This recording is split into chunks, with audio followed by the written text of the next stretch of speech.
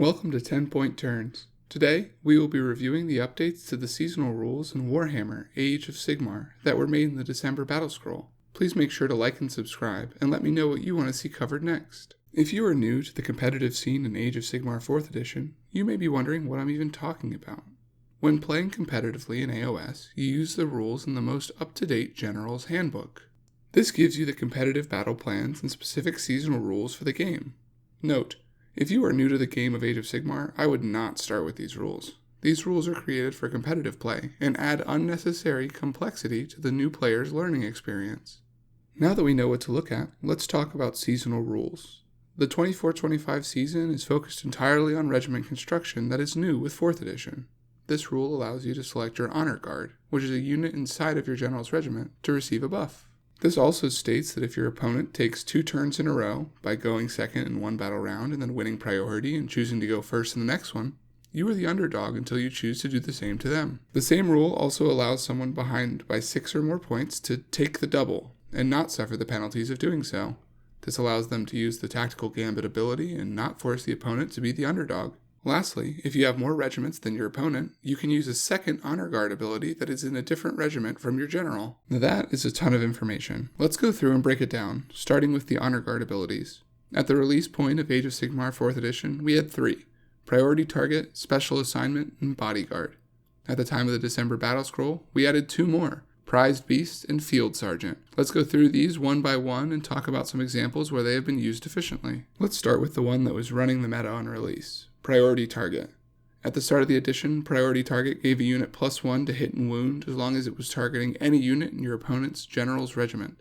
However, that was entirely too strong and made it the clear top choice over the other 2 on release. Now, it gives +1 to hit and wound if targeting either the enemy's general or their general's Honor Guard if they are within 12 inches.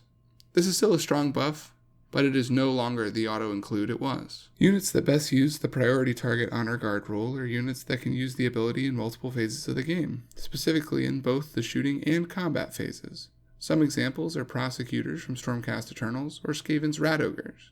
Both take advantage of the buff in both phases and are not really affected by the range limitation, due to their weapon ranges being shorter than the maximum distance. Next, let's look at the recently updated Bodyguard rule. If your chosen Bodyguard unit is wholly within 6 inches of your general, and neither the Bodyguard unit nor the general has charged this turn, all of your opponent's units in combat with your general have -1 to their attack characteristics. This is quite strong if you have a naturally tanky general. I recently covered some of these examples in the Anvils video in my AOS Explained series. Karazai, with the Stormcast Eternals, greatly benefits from using Praetors, which give him a 5-up ward, as a bodyguard to greatly increase his tankiness while still being able to do damage. Competitively, the meta has also seen Kurnoth Hunters with Kurnoth Great Bows bodyguarding for Ilario, giving her extra survivability while dealing damage at range. The last of the original 3 Honor Guards is Special Assignment.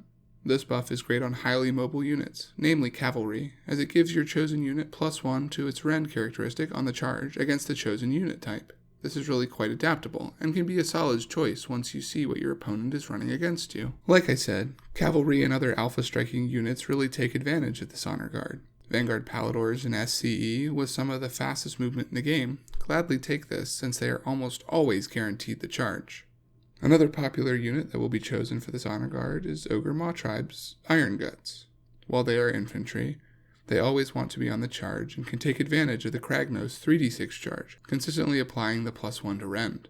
In my opinion, this is the default option in a lot of lists, especially if you are not specifically building around any of the other Honor Guard options. It just gives you the flexibility into whatever army you are facing and also complements pretty much any hammer that already wants to be on the charge. Now, let's look at one of the newer options that is really benefiting some more niche off-meta picks: Prized Beast. This Honor Guard offers a +1 to hit for combat attacks, as well as the ability to ignore the battle damage status. The +1 to hit also affects companion weapons. This is a great addition to the Honor Guard rules, as it really provides some well-needed assistance to non-hero monsters. A +1 to hit won't suddenly make them completely overpowered, but with an increase in the consistency, it is a nice quality of life change. The faction that has benefited from this the most is Sons of Behemoth. Since the Mega Gargants can go into another Mega's regiment, and the entire army is hitting on 4-ups, this Honor Guard feels like an auto-include. Another unit seeing a lot of use in competitive with this buff is Stormdrake Guard in Stormcast. Since the unit has the monster keyword, it can take the buff, but also can be reinforced into a unit of 4, allowing the +1 to hit to affect both weapon profiles, hugely increasing the damage of the unit. Lastly, but surely not the least, is Field Sergeant. This needs to be a non-fly infantry unit in but not leading the General's Regiment, and, once selected, offers a +2 inches to movement of non-fly infantry wholly within 12 inches of the Honor Guard.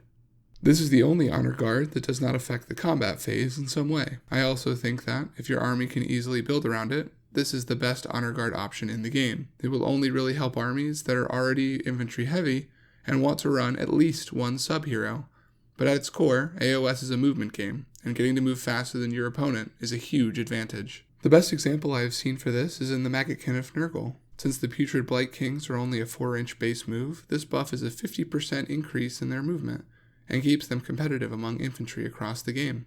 This extra boost in movement can also be complemented by a heroic trait to give an additional +1 inch to move for infantry wholly within 12 inches. This keeps the normally very slow Blight Kings consistently in the game and always a threat. So, which one should you take? Depending on your army, you may have multiple options at your disposal. Some armies are naturally more versatile and have more choices when it comes to Honor Guard. Let's work through them again, focusing on their competitive viability. Prized Beast is definitely still useful, but applies to such a narrow monster type. Non-hero monsters are already not flooding the meta, and the +1 to hit isn't shifting that much.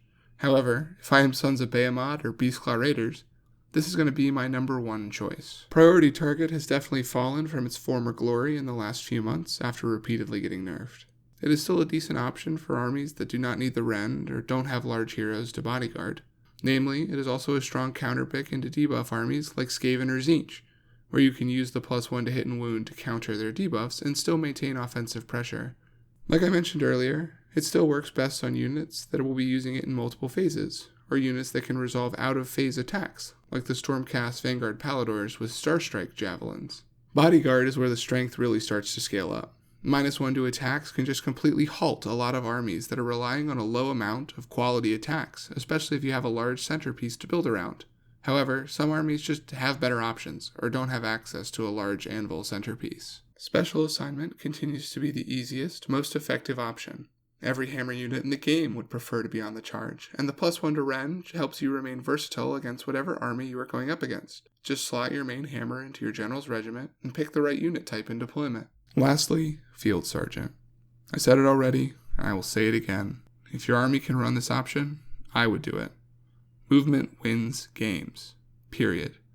Not every army can choose this, but those that can, should. Currently, there is a pretty diverse meta as the December Battle Scroll is still fresh and there is still a lot of experimenting to be done. Use these new Honor Guards added to experiment with different builds.